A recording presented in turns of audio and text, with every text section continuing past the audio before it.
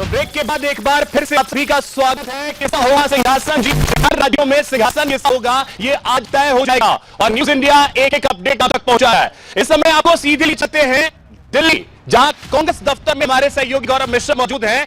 वहां किस तरीके से तैयारी चल रही है वो हमारे सहयोगी गौरव बताएंगे। गौरव, किस तरीके की तैयारी कांग्रेस दफ्तर दिल्ली में देखने मिल रही है?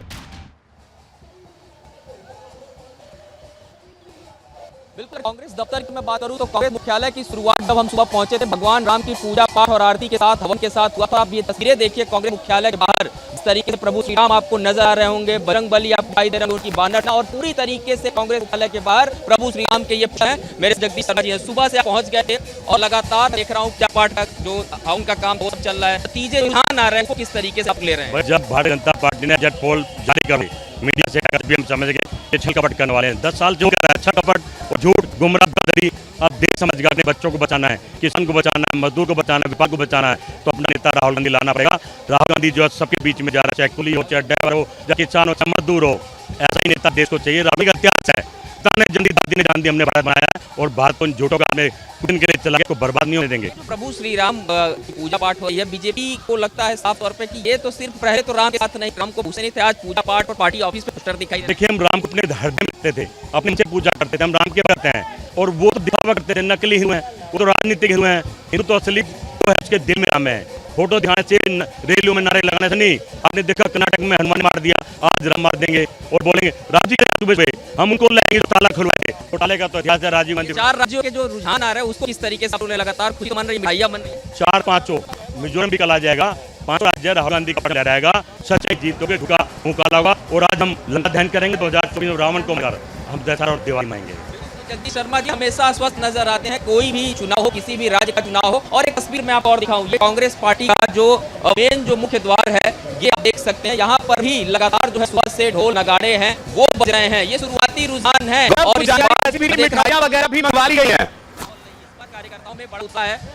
देखिए, देश का किसान, देश का युवा, मजदूर, व्यापारी, कर्मचारी जिस प्रकार से रुझानों के प्रति अपनी अपनी अपनी भावना प्रकट कर रहा है, उसी प्रकार से हम ये निश्चित तौर पर कह रहे हैं कि देश के अंदर बदलाव। एक बार फिर से आपके पास आएंगे, लेकिन फिलहाल इतना तो है कि कांग्रेस दफ्तर दिल्ली में फिलहाल जोश हाई दिख रहा है। मध्य प्रदेश की स्थिति फिलहाल यह है कि 195 सीटों के रुझान आ चुके हैं। सहयोगी सागर के पास चले हैं जो मध्य प्रदेश के डेस्क पे है। सागर, ओवर टू यू।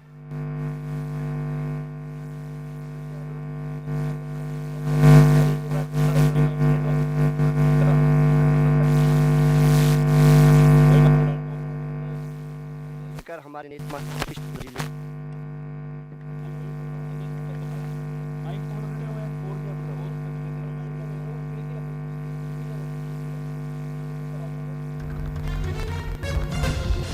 से जहां केसीआर दोनों ही सीटों से फिलहाल पीछे चल रहे हैं।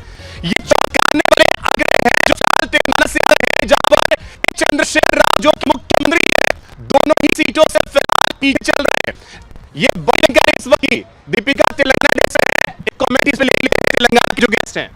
बिल्कुल अभिषेक, बहुत बात थी, तमाम पैनल मेरे साथ मौजूद है, एक बार तारुफ करवा देते हैं। विश्वेंद्र कुमार वरिष्ठ पत्रकार हैं, राजेश यादव प्रवक्ता कांग्रेस से हैं और रवि अरोड़ा राजनीतिक विश्लेषक हैं। राजेश यादव जी, आपको तो खुशी होगी, यहाँ पर जो सीट है वो लगातार कांग्रेस आगे चला रही है। बिल्कुल, देखिए जब कर्नाटक के चुनाव हुए थे, कर्नाटक के चुनाव के बाद ही कांग्रेस पार्टी तेलंगाना में अपने चुनावी सभाएं और लोगों से जुड़ना शुरू कर दिया।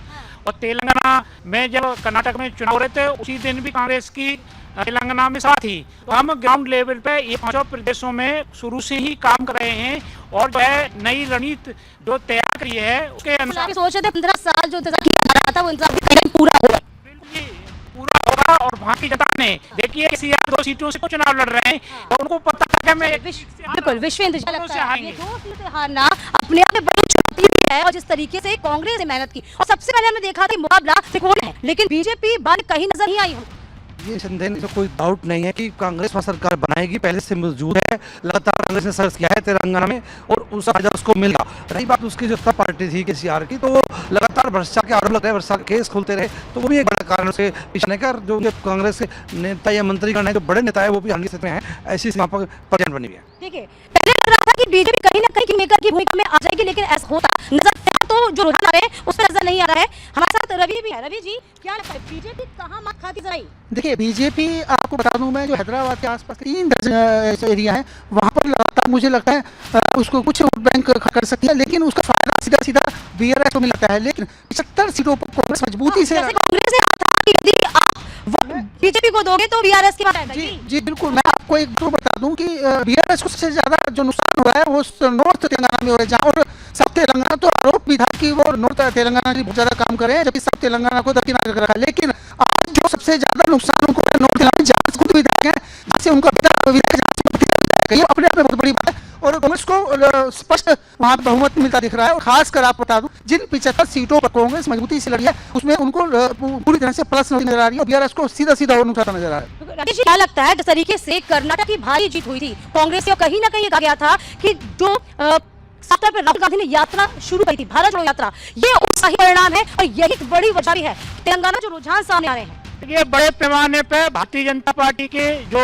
आईटी सेल के लोग हैं, उन्होंने जिस तरह से राहुल गांधी की छवि बनाई थी, और बहुत लोगों को रूबरू मिलने का अवसर नहीं मिला था, और जिस समय उन्होंने भारत जोड़ो यात्रा की, जब लोगों से सामने मिले, तब उन्होंने कहा कि राहुल गांधी जो टीवी में दिखाए जाते हैं और ये अब जो जिनसे मिल के आए वो तो जमीन आसमान का है। तो वहां से राहुल गांधी जी की छवि जनता के बीच आए, जनता नहीं रही, उन्हें बिल्कुल तेलंगाना में भी फायदा मिला।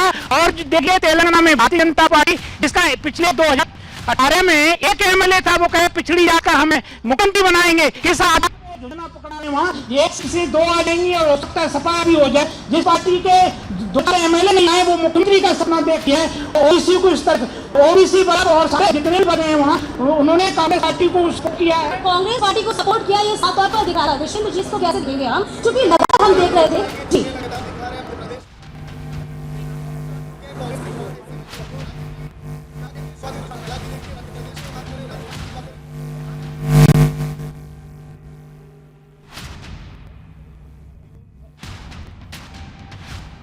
आखेबाजी शुरू हो गई है, पटाखे फूटने लगे हैं, और बड़ी दिलचस्प आंख पे अब नजर डालें, राजस्थान से ये तस्वीरें आ रही हैं जहां पर बीजेपी के कार्यकर्ता भी टैली कर देखें तो 105 पर बीजेपी आगे है, 83 पर कांग्रेस आगे है।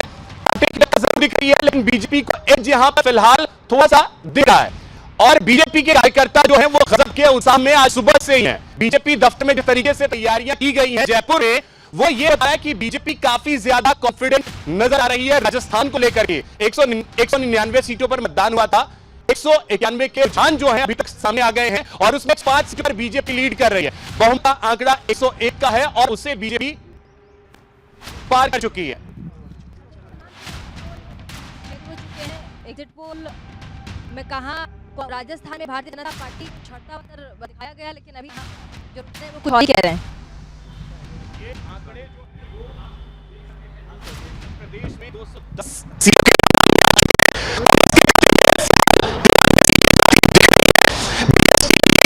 कुछ भी नहीं है। वहीं अदर्स की बात की जाए तो अदर्स के खाते में भी यहां पर कुछ खास है नहीं। वहीं बीजेपी के खाते की अगर बात करी जाए तो 117 सीटें बीजेपी के खाते में यहां जाती हुई नजर आ रही हैं। अब बात राजस्थान की करें तो राजस्थान में 195 सीटों के रुझान सामने आ चुके हैं, और बीजेपी 105 सीटों पर लीड करती हुई नजर आ रही है। वहीं दूसरी तरफ कांग्रेस की बात करी जाए तो 86 सीटें कांग्रेस के खाते में नजर आ रही हैं। छत्तीसगढ़ में कांटे की टक्कर नजर आ रही है। बीजेपी के खाते में 41 सीटें, कांग्रेस के खाते में 44 सीटें, अदर्स के खाते में 1 सीट फिलहाल यहां पर जाती नजर आ रही है। तो ये तस्वीरों के जरिए भी हमने आपको दिखाया कि कैसे जश्न का माहौल है। वहीं दूसरी तरफ रुझान बता रहे हैं कि राजस्थान और मध्य प्रदेश में बीजेपी फिलहाल लीड कर रही है, लेकिन तेलंगाना और छत्तीसगढ़ में स्थिति ऐसी बन रही है क्योंकि तेलंगाना बीजेपी 5 सीटों पर आगे चल रही है। बीजेपी के अलावा अगर बात की जाए बीआरएस की, तो बीआरएस को करके फिलहाल जो जानकारी आई है उसके बारे में भी आपको बता रहे हैं। कांग्रेस फिलहाल यहां पर लीड करती दिख रही है। इन आंकड़ों को मैं थोड़ा पीसीआर से कहूंगा कि हमारे सहयोगी उसे जरूर कर ले, उसके बाद अपडेट के साथ हम अपने दर्शकों को दिखाएंगे। फिलहाल ये जानकारी तेलंगाना से आपको दें जहां पर कांग्रेस लीड करती हुई नजर आ रही है। चलिए अब बात करते हैं छत्तीसगढ़ की। प्रीति के पास चलते हैं। प्रीति आपके पास आ रहे हैं छत्तीसगढ़ को लेकर के, जिस डेस्क पे आप हैं बात करें। दर्शक माफ कीजिएगा, डेस्क से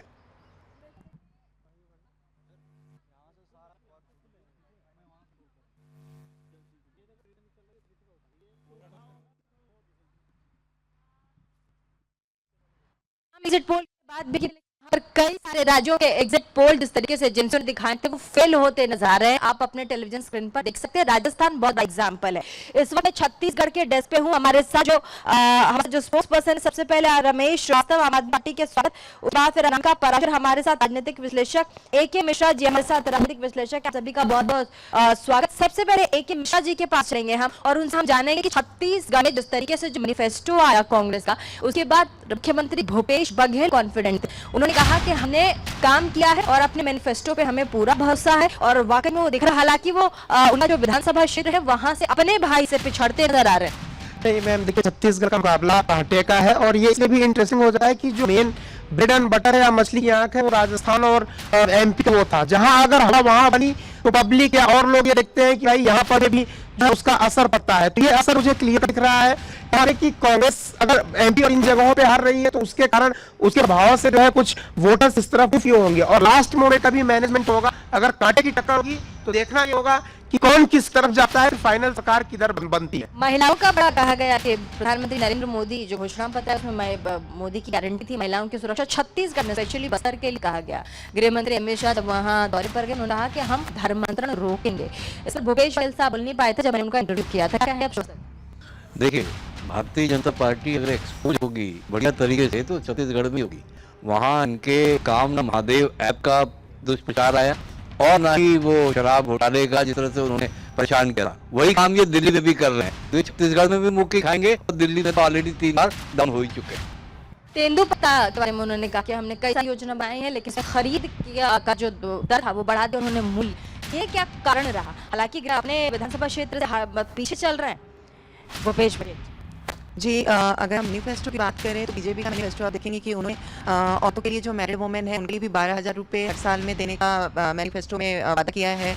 और किसानों के लिए भी आप देखेंगे कि सरकार तो मैनिफेस्टो पर हम जाते हैं तो जाहिर सी बात है जो रणनीति बीजेपी तय करती है वैसी रणनीति आप कहीं भी देखने को आपको नहीं मिलती है। और धीरे धीरे जनता जो है हर राज्य में जनता इस चीज को समझती जा रही है और ये ज्यादा आकलन नहीं कहा जाएगा बीजेपी और कांग्रेस के बीच में ज्यादा डिफरेंस नहीं है। तो अभी तो हम इंतजार करते हैं तो दिख जाएगा कि छत्तीसगढ़ के मामले में तो इंतजार करना चाहिए क्योंकि रुझान बहुत शुरुआती है। 9:15 के आसपास का समय है, लेकिन मैंने जैसा आपको कहा जैसे जैसे समय बीतेगा वैसे वैसे ही रुझान साफ सुथरे तरीके से आपको नजर आएगा, आपको समझ में आएगा 4 राज्यों में किसकी सरकार बन रही है। लेकिन ऐसे में आपको आंकड़ों पर भी नजर बनाना चाहिए। और राजस्थान की अगर हम बात करें 199 सीटें विधानसभा की, यहाँ पर भारतीय जनता पार्टी 103 सीटों पर लीड लेती नजर आ रही है। साथ ही इंडियन नेशनल कांग्रेस की अगर बात करते हैं 86 सीटें उन्हें आ रहा है। आदर्श 7 सीटों पर सिमटती नजर आ रही है। साथ ही छत्तीसगढ़ की अगर हम बात करें 90 सीटों के विधानसभा चुनाव में भारतीय जनता पार्टी इस वक्त छठी और कांग्रेस पार्टी आगे बड़ी की ओर बढ़ेंगे। रुझान में तेलंगाना कांग्रेस की सरकार, तेलंगाना की हम बात कर रहे हैं, कांग्रेस की सरकार बनते आ रही है। रुझानों में मध्य प्रदेश की बात करें तो बीजेपी की सरकार और साथ ही रुझानों में ही राजस्थान की बात करें तो भारतीय जनता पार्टी की सरकार बनती दिखाई पड़ रही है। शुरुआत के ये नतीजे हैं। रुझान में छत्तीसगढ़ में कांटे की टक्कर भी नजर आ रही है और ऐसे में हम आपको पल पल की अपडेट दे रहे हैं। लेकिन मैं बार बार कह रही हूँ शुरुआती रुझान है और अभी आपको थोड़ा इंतजार करना पड़ेगा। कई बार कई चुनावों में हमने देखा है, चाहे लोकसभा चुनाव हो या फिर विधानसभा चुनाव, बिहार का चुनाव बहुत बड़ा एग्जाम्पल है। शुरुआत के रुझान में आपने कैसे देखा था, वहां पर भारतीय जनता पार्टी आगे चल रही थी, लेकिन जैसे जैसे समय बीता वैसे वहां पर मामला पूरा उल्ट हो गया। जैसे ही राजस्थान की बात करते तमाम एग्जिट पोल ने कहा कि राजस्थान में कांग्रेस की सरकार बनेगी, लेकिन जो अभी रुझान आ रहे शुरुआती 103 पर भारतीय जनता पार्टी आगे और नेशनल इंडियन कांग्रेस 86 पर सिमटती। छत्तीसगढ़ की बात करें 90 सीटों की लड़ाई में कांग्रेस को 44, भारतीय जनता पार्टी को 41 कांटे की टक्कर है। चारों राज्यों पर पूरे देश भर की निगाह है। देखिए बिल्कुल लगातार जैसे हम आपको दिख रहे हैं मध्य प्रदेश के फिलहाल डसरम खड़े हैं पुष्पेंद्र श्रीवास्तव प्रवक्ता आम आदमी पार्टी के। अगर बात की आम आदमी पार्टी ने बहुत दम के साथ मध्य प्रदेश में चुनाव लड़ा लेकिन कुछ हासिल हो तो अब नहीं दे रहा है फिलहाल। देखिए, बड़ा अफसोस है कि आपने अपनी टहली में आम आदमी पार्टी को नहीं किया है, लेकिन आदर्श में अगर आप एक देख रहे हैं तो रुझान में एक देख रहे हैं। अभी अब हमने मध्य प्रदेश में बहुत मेहनत की है। हमारे राष्ट्रीय जो संयोजक हैं अरविंद केजरीवाल जी, पंजाब के CM भगवंत मान जी, इन लोगों ने जाकर के वहाँ अच्छा प्रचार किया, रैलियां की हैं। और मैं आपको बताऊँ सिंगरौली, जहाँ से हमारी वहाँ की प्रदेश अध्यक्षा श्रीमती रानी अग्रवाल चुनाव लड़ रही हैं सिंगरौली से, वहाँ की मेयर भी हैं उस समय स्थानीय में हैं, उनका बहुत बढ़िया। अब देखिए, मुझे लगता है कि सबसे पहले अगर रिजल्ट आएगा तो रानी अग्रवाल जी वहाँ से जीतेंगी सिंगरौली से। तो इस तरह से पूरे प्रदेश में हमने खास करके महिला वाली जो सीटें हैं, दमोह से हमारी जो एक महिला है ममता मीना जी लड़ रही है चचौड़ा से, ये सीटें जो है बहुत इंपॉर्टेंट है हमारी, और यहाँ पे आम आदमी पार्टी बहुत बढ़िया तरीके से आएगी, क्योंकि वहाँ की मध्य प्रदेश की जो जनता है भारतीय जनता पार्टी और कांग्रेस की सरकार बार बार देख चुकी है। अभी 1.5 साल पीछे आपने देखा होगा छीना झपटी वाली सरकार थी, कांग्रेस की सरकार बनी थी, उसको बीजेपी ने छीन लिया, तो उसकी आदत है। तो वहाँ तमाम चीजें लोग जनता के बारे में, जनता के मुद्दों पे बात नहीं करते। हम पहली बार मध्य प्रदेश में जाकर के वहाँ जनता के लिए क्या हो सकता है उसकी बात किए, और उसका नतीजा आप देखिए कि चुनाव से थोड़े दिन पहले चाहे वो शिवराज सिंह जी हो, तमाम योजना, लाडली योजना, गैस सिलेंडर 400 में ले लो, कह रहा 500 में ले लो, होड़ लगे लोगों की। ये वो लोग हैं जो हमको कहते थे कि हम मुफ्त में रोटी। सर फिलहाल टीम की तरफ से आवाज ये है कि जो अदम ने दिखाया है उसमें निर्दलीय प्रत्याशी है। आम आदमी पार्टी के नेता जैसे ही आ जाए उदासा मत करिएगा, पुष्पेंद्र जी को तुरंत बड़ी खबर आएगा। प्रोफेसर आप इस समय बने हुए हैं। प्रोफेसर साहब, उम्मीदों पर ही दुनिया कायम है, पुष्पेंद्र जी को भी और आपको भी है। देखिए, समाजवादी पार्टी ने मध्य प्रदेश में 68 सीट पर चुनाव लड़ा और इस बार हमारा एक विधायक था, और निश्चित तौर पर जिस प्रकार माननीय अखिलेश यादव जी ने वहाँ चुनाव लड़ा है, क्योंकि आप ऐसे पत्रकारों के साथ लगातार जुड़ा रहता हूँ, तो उनका कहना था कि उत्तर प्रदेश का लड़ा है कि मध्य प्रदेश में चुनाव नहीं, उत्तर प्रदेश में माननीय अखिलेश यादव जी लड़ रहे हैं। इसका मतलब हम लोग आखिरी मतदाता तक पहुँचे। कांग्रेस के जीतने पर तो आपको खुश होना चाहिए ना, जब सीटें में आगे चल रहा है, लोकसभा में तो आती है सर। देखिए, राजनीति पर कुछ भी जल्दबाजी होता है ना, तो हमारी अभी हम लोग पॉलिटिशियन हैं और लगातार सीखते रहते हैं, तो हम लोग जल्दबाजी एक होंगे तो एक होंगे, अभी तो रास्ता है। क्यों सर? कौशिक साहब यहाँ पर पॉलिटिक्स एक्सपर्ट है, बहुत बेहतर बता रहे हैं प्रदेश के बारे में।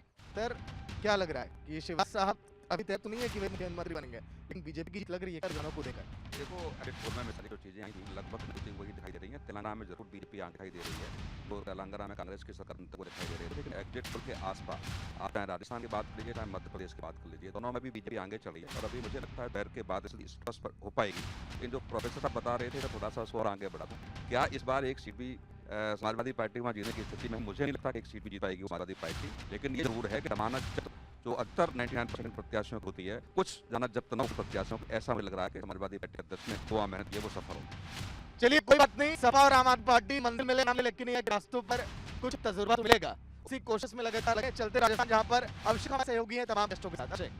बिल्कुल कि राजस्थान में जो फिलहाल आंकड़े हैं 196 रुझान सामने आ रहे हैं, और बीजेपी यहाँ फिलहाल रुझानों की स्थिति ये है अब वो सत्ता में आती हुई दिख रही है। ये शुरुआती रुझान है। सीधे हम अपने गेस्ट के पास चलते हैं। सुनील जी, सबसे पहले आपके पास आ रहा हूँ, हमारे रेजिडेंट एडिटर।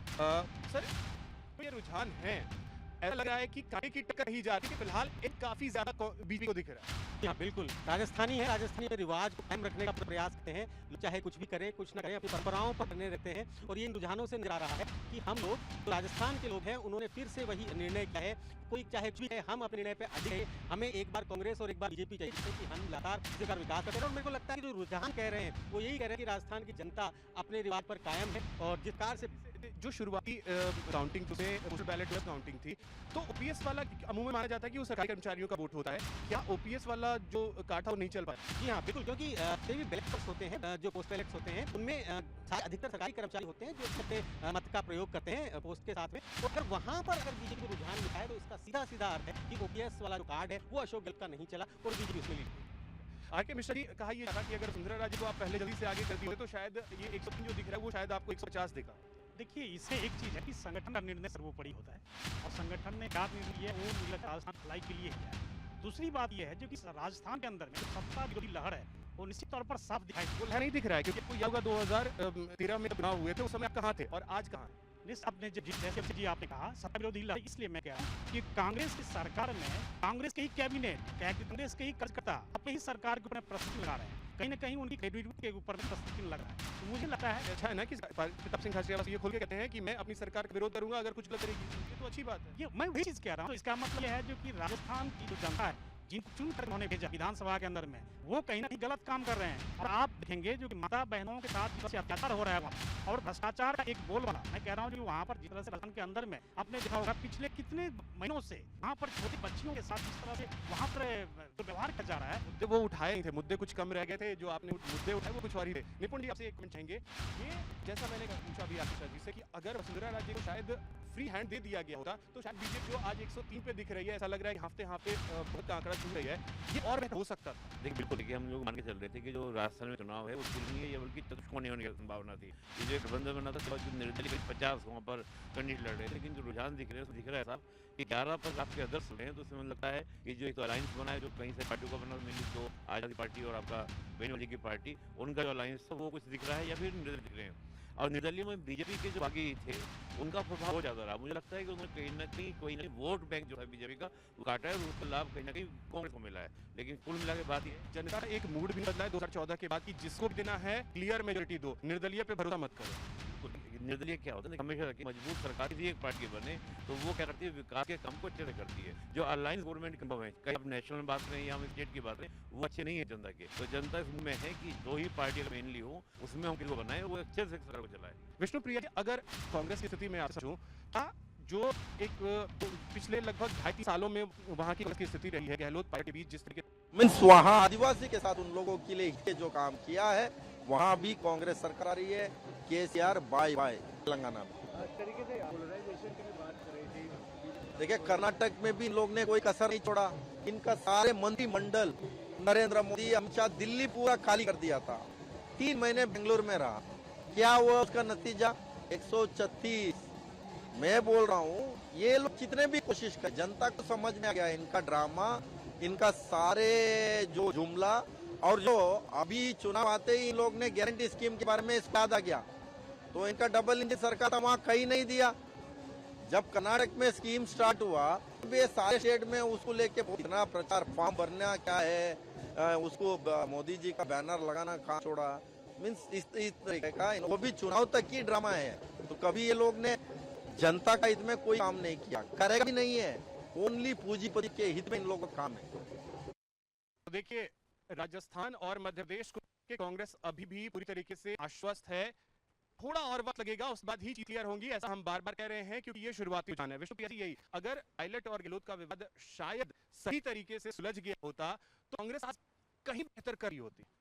देखिए, पार्टियों की अगर हम बात करें तो दोनों पार्टियां ही अभी मुझे लगता है रुझान थोड़ा बीजेपी की तरफ ज़्यादा हो गया है। लेकिन स्टार्टिंग में आप देखते हो कांटे की टक्कर थी, बट आप देखिए आप गलत नहीं है। देखिए, गलतियां रणनीतियों में तो हुई हैं, लेकिन बीजेपी ने भी गलतियां कम नहीं करी हैं। देखिए, मात्र शक्ति को पीछे रखना उनकी गति थी, वो ये अच्छी बात हुई कि उन्होंने तुरंत सुधार ली।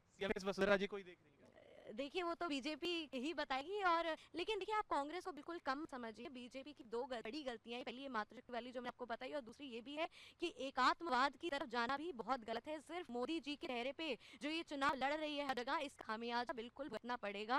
और जनता तो ये कह रही है कि राजस्थान में का खामियाजा बीजेपी को भुगतना पड़ रहा है, ना ही मध्य प्रदेश में। जल्दी से चलते हैं तेलंगाना की स्थिति समझते हैं। दीपिका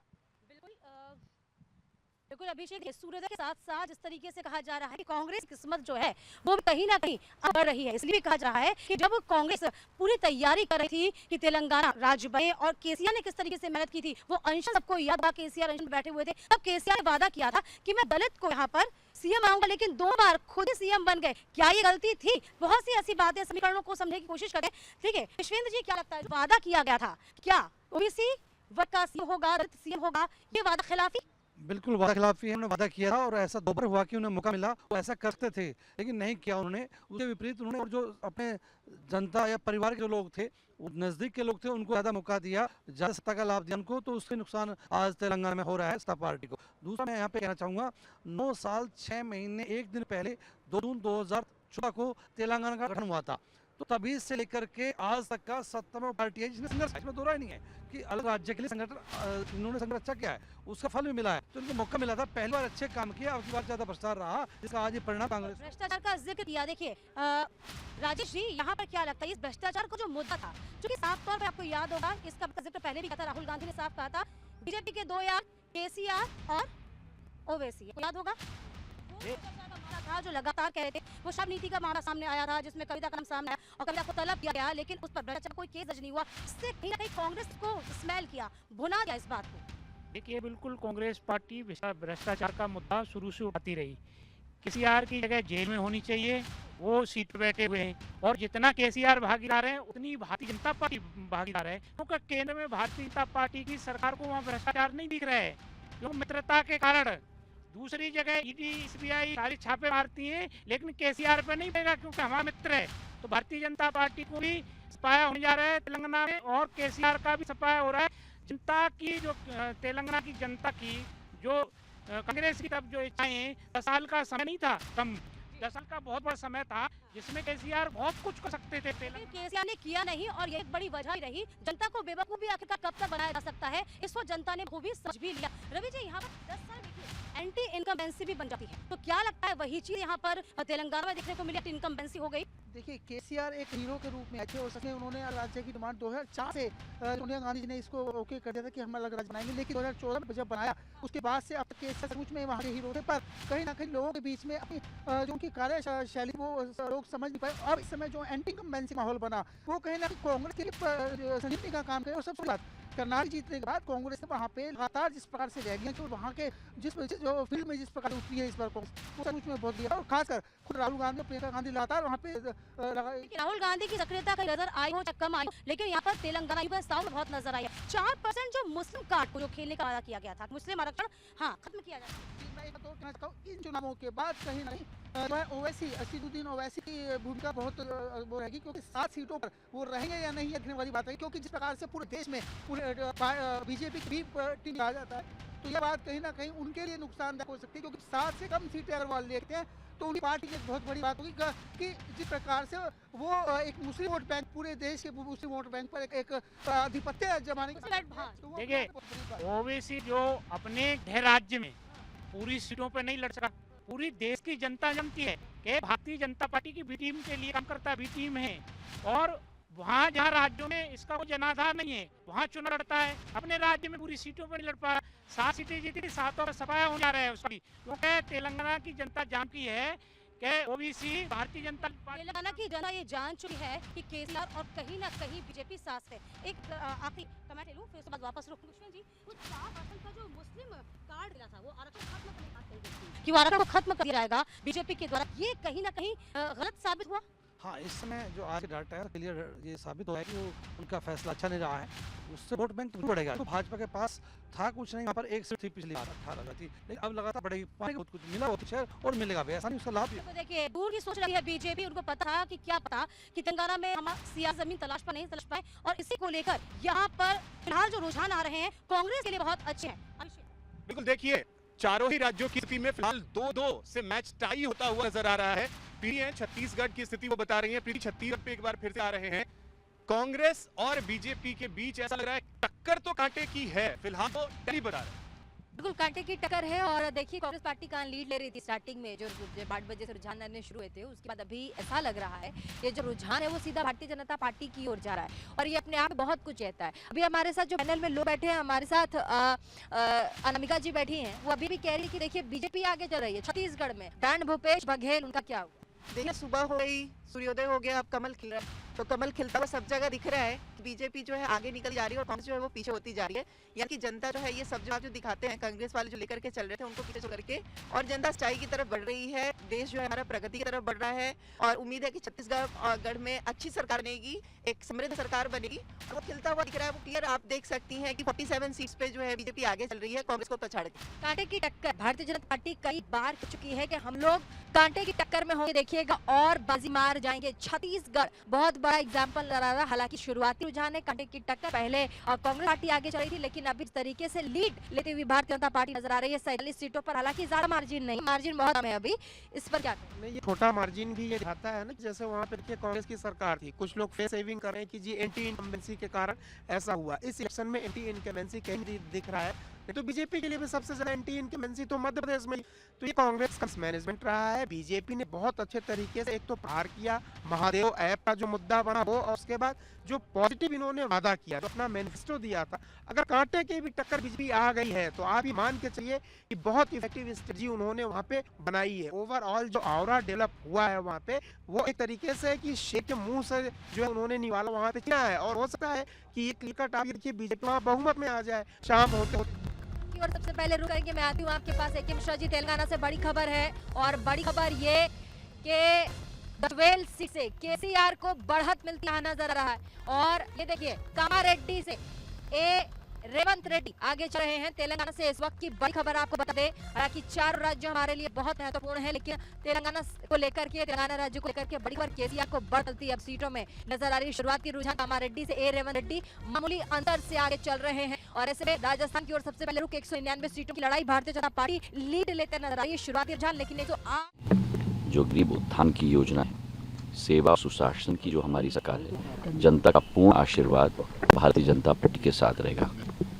कल कई कहानियां मैंने सुनी कि लघु कोई एकत्रित कर रहे थे, कोई शाबाशी की बैनर्स पोस्टर्स लगवा रहे थे, और मैंने सदैव कहा था कि नतीजे का इंतज़ार करो। तो मुझे पूर्ण विश्वास है कि जनता का आशीर्वाद भारतीय जनता पार्टी के साथ रहेगा, और समूचे मध्य प्रदेश की जनता को मैं नमन करता हूं।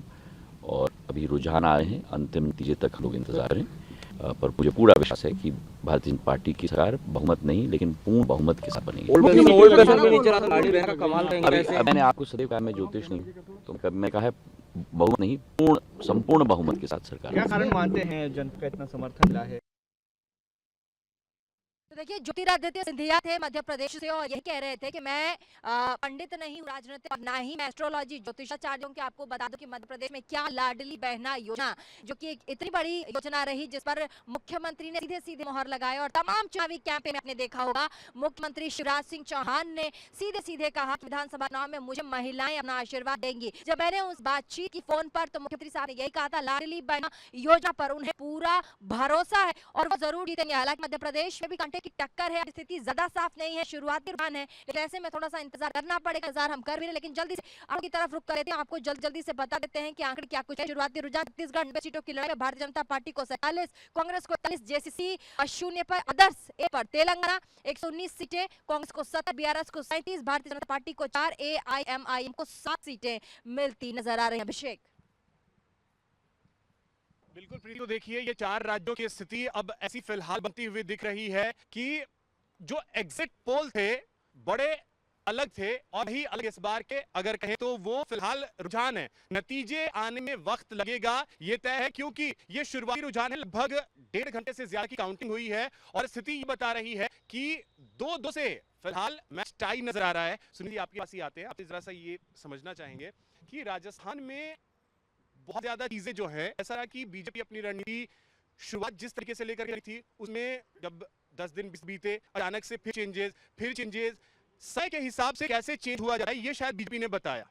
देखिए, हर बार मैं कहता हूँ, एग्जिट पोल के टाइम भी मैंने कहा था, उस समय मैं कहूँ क्रिकेट में जिस तरह से ऑस्ट्रेलिया कैसे भी उठाकर मैच जीत सकती है, उसी तरह से बीजेपी इन रुझानों को देख के साबित कर 140 करोड़ देशवासियों के दिल पे सांप लुट रहा होगा, उस पे आप नमक छिड़क। बिल्कुल मैं ऑस्ट्रेलिया की और बात करता हूँ, अच्छा खेलता है वो जीतता है। उसी प्रकार से बीजेपी भी चुनाव को कहीं से भी उठाकर जीत सकती है। आज से 20 दिन पहले की बात करें तो कांग्रेस बिल्कुल हर समय में आगे चल रही, हर तरीके से आगे चल रही थी, परंतु अपनी रणनीति को बदल रहे। सीपी जो अध्यक्ष के रूप में बनाए गए, उन्होंने बहुत तरीके से गुटबाजी को एक करने की कोशिश की, बहुत अच्छे तरीके से उन चुनाव को खेला और उसका नतीजा आपके सामने है। अगर अदर्स की बात करें तो आज इस समय पर जो अदर्स आगे चल रहे हैं वो भारतीय आदिवासी पार्टी 3 सीटों पर आगे चल रहे हैं, 2 निर्दलीय इस समय आगे चल रहे हैं, और बाकी रुझान जैसे जैसे आएंगे उस तरह चलते जाएंगे। परंतु इस समय पर बीजेपी क्योंकि सबसे आगे चल रही है, इसलिए उन्हें अदर्स में कोई बहुत ज्यादा उन्हें काम करने की जरूरत नहीं है। इस प्रकार से मेजोरिटी तब बढ़ रही है, जिस प्रकार से रुझान हमारे सामने आ रहे हैं। ये रुझान अभी करीब 1-1.5 घंटे के अंदर जी उन्होंने कहा था कि अभी 2 दिन पहले उन्होंने कहा था मुख्यमंत्री ने कि धर्म का कार्ड अगर चल जाता है तब भारतीय जनता पार्टी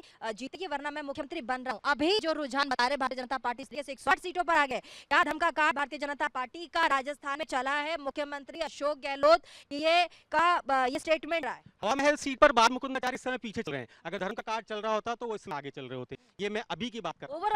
ओवरऑल सीटों में बात करें तो बिल्कुल जिस प्रकार से 2 सीटों की बात पहले भी कर रहा हूं, जिस प्रकार से हालांकि जो जीता सरकार उसकी, परंतु क्योंकि प्रारंभिक रुझान है, बाबा बालकनाथ और प्रतापपुर महाराज की अगर बात करें तो उनपे सबसे ज्यादा वोटिंग हुई और इस समय वो बहुत आगे चल रहे हैं। ये बात बिल्कुल ठीक है। और जिस प्रकार से वोटिंग हुई थी, उस वोटिंग को देखते हम कहते हैं कि हाँ, भाजपा अपने इस कार्ड को भी चलाने में सफल रही जी। और इसी कारण से जितनी भी योजनाएं अशोक गहलोत ने शायद किसी वर्ग को नहीं छोड़ा था, हर वर्ग को उन्होंने कुछ न कुछ दिया था। महिलाओं को उन्होंने बहुत सारी घोषणाएं की थी, 7 गारंटियां उन्होंने दी थी, परंतु उन 7 गारंटियों के सामने मोदी की गारंटी समय पर चलती हुई नजर। एक सवाल अभिषेक, एक सवाल मैं सर से लेना चाहूंगी। सर, सरदारपुरा सीट से मुख्यमंत्री अशोक गहलोत आगे चल रहे, क्या कहें? देखिए, अब उन्होंने अपने क्षेत्र में उन्होंने काम किया होगा, ठीक है, जनता उनको पसंद कर रही है। बात ये है, हम ओवरऑल बात करते हैं। जब हम राजस्थान की बात करते हैं तो जब एग्जिट पोल आया हुआ था उस समय मैंने देखा था गहलोत साहब हर एक एग्जिट पोल को नकारने की कोशिश कर रहे थे, स्टूडियो को नकारने की कोशिश कर रहे थे, ओवरऑल नकारने की कोशिश कर रहे थे। लेकिन क्योंकि उनको पता था क्योंकि राजस्थान हम हार रहे हैं, जनता बदलाव चाह रही थी, और निश्चित तौर पर आपने देखा जो लिगेसी है राजस्थान की वो कहीं ना कहीं कायम होने चाहिए। और ये बहुत अच्छी बात है, क्योंकि परिवर्तन अगर है तो निश्चित तौर पर जनता के लिए वो अच्छी बात है, जनता के लिए अच्छी बात है। अभिषेक, परिवर्तन और खास मेहमान है, मैं उनके पास आना चाहूंगा। यश जी हमारे साथ जुड़ रहे हैं, कांग्रेस प्रवक्ता हैं। यश जी, बहुत स्वागत है आपका न्यूज इंडिया पर।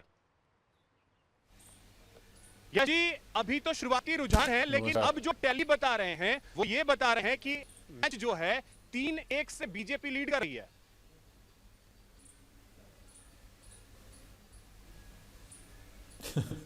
पता नहीं कैसे लीड कर रही है।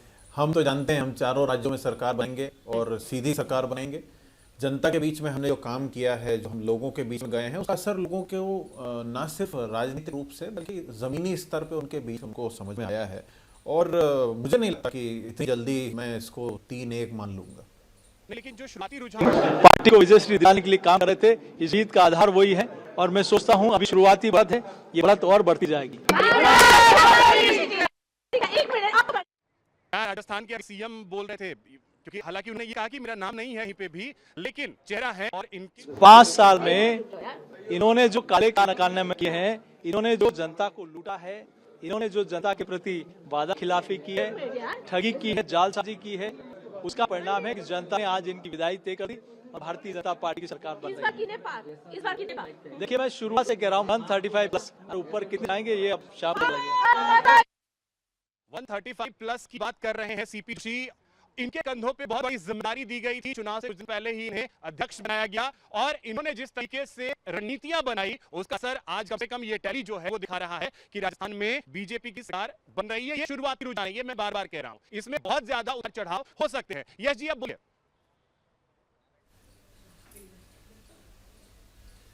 देखिए मैं वही जो आप कह रहे हैं, मैं वही कह रहा हूँ कि ये शुरुआती रुझान है और भाजपा की पुरानी आदत है जरा सी बात में बिल्कुल पद के अतिरेक आ जाते हैं, तो आने दीजिए, कोई बात नहीं है। हम जानते हैं कि राजस्थान में देखिए जब आपकी मध्य प्रदेश में 138 पे लीड है बीजेपी को, बहुमत का आंकड़ा 116 के करीब आता है, तो ट्रेंड तो एक सेट गया है। गैप बहुत ज्यादा, 50 सीटों का गैप है कांग्रेस और बीजेपी के बीच। तो वो चीज को देखते हुए छत्तीसगढ़ में भी बीजेपी अब लीड कर रही है।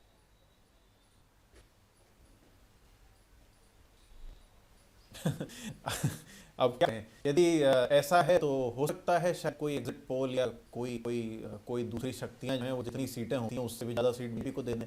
मैं फिर कह रहा हूँ शुरुआती रुझान है, भाजपा की आदत है अतिरेक में आने की, लेकिन हमने जो पिछले हमारे कार्यकाल में जो काम करके दिए हैं, नहीं एग्जिट पोल तो ठीक है, वो एग्जैक्ट पोल भी होता रहेगा, तो रुझान है, शाम तक पूरी स्थिति साफ होगी। ठीक है यश जी, थोड़ा सा कॉन्फिडेंट लग रहा है आपको देखा कि कांग्रेस पार्टी कर रहा है, क्योंकि कांग्रेस से अभी फिलहाल आज नहीं निकल रही है। एग्जिट पोल के बाद आप इस तरीके से एकदम धड़ल्ले से भारतीय जनता पार्टी को टारगेट कर रहे थे। पत्रकार महोदय वहां पूछ रहे थे कि कहा जाए, अब की बार सीपी जोशी से पूछा गया, अब की बार भारतीय जनता पार्टी से प्रधानमंत्री नरेंद्र मोदी ने नारा दिया था, बार राजस्थान में भारतीय जनता पार्टी की सरकार, क्या ये सुनिश्चित कर दिया है भारतीय जनता पार्टी ने? बिल्कुल देखिए 108 पर रुझान दिखा रहे हैं, 78 पे कांग्रेस चल रही है, कितना पूरा कर लेगी भाई? अगर आप करेंगे 90 तक पहुंच गए, लेकिन बीजेपी भी बढ़ेगी, तो निश्चित रूप से बीजेपी की सरकार बन रही है और 100 मुझे लगता है पूरा बहुमत से बनेगी।